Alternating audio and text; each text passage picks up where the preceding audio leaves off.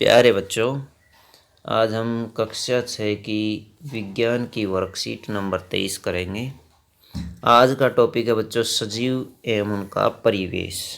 आओ पुनरावृत्ति करते हैं। किन्हीं 5 सजीव और निर्जीव वस्तुओं के नाम लिखें और आपने उन्हें कहाँ देखा वह जगह भी लिखी। एक टेबल दी गई है बच्चों नीचे, इस टेबल को आपने भरना है।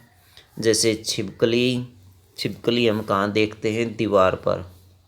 जैसे गाय हम इसके अंदर लिख देते हैं, तो गाय को हम कहाँ कहाँ देखते हैं?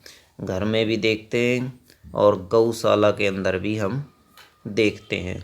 तो आप ये इसमें लिख सकते हैं। आगे आप भर सकते हैं, जैसे भैंस ये भर सकते हैं सजीव, और जैसे अन्य जंतु भी आप इसमें लिख सकते हैं। पक्षियों के नाम भी लिख सकते हैं, जैसे तोता होता है वो लिख सकते हैं आप। चिड़िया लिख सकते हैं, वो भी सजीव होती हैं, पेड़ों पर हम देखते हैं इनको, और घोंसलों में भी ये देखते हैं। तो इस तरह से आप इनको लिख सकते हैं सजीवों की साइड।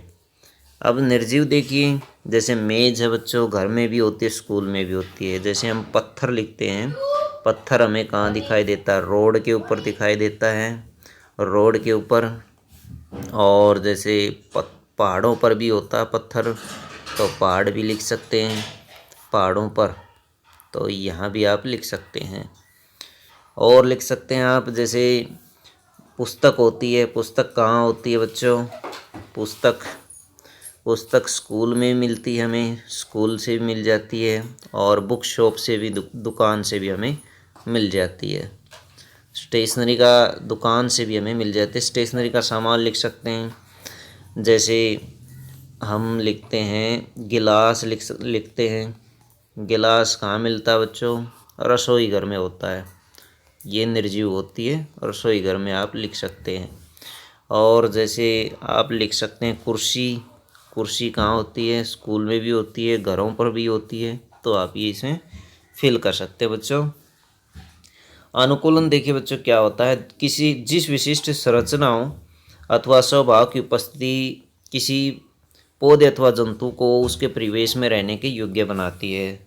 कोई विशिष्ट संरचना होती है या स्वभाव होता है जिसके कारण कोई जंतु अथवा पौधा उस परिवेश में रह सकता है, उसे अनुकूलन कहते हैं।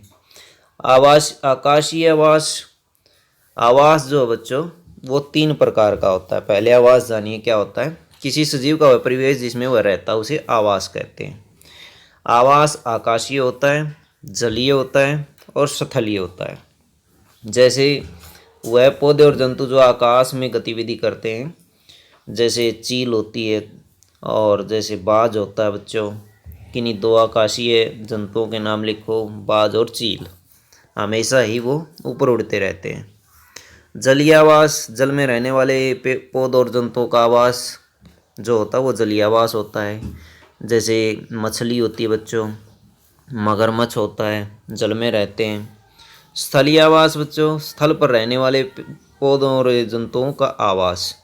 जो पेड़ पौधे और जंतु स्थल पर रहते हैं उसे स्थलीय आवास कहते हैं। जैसे स्थलीय जंतुओं के नाम है, जैसे कुत्ता हो गया, शेर हो गया, भालू हो गया, भेड़िया हो गया, ये सब के सब स्थल पर रहते हैं। स्थल बच्चों जमीन को कहते हैं, तो जमीन पर रहने वाले जंतु। सजीव जीवों की अन्य विशेषताओं को सूचीबद्ध कीजिए जो उन्हें निर्जीव वस्तुओं से अलग करती हैं। सजीव और निर्जीव, तो बच्चों सजीव चलते हैं, पहला पॉइंट आप लिख सकते हैं।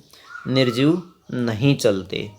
दूसरा पॉइंट आप लिख सकते हैं सजीव उत्सर्जन करते हैं, निर्जीव उत्सर्जन नहीं करते।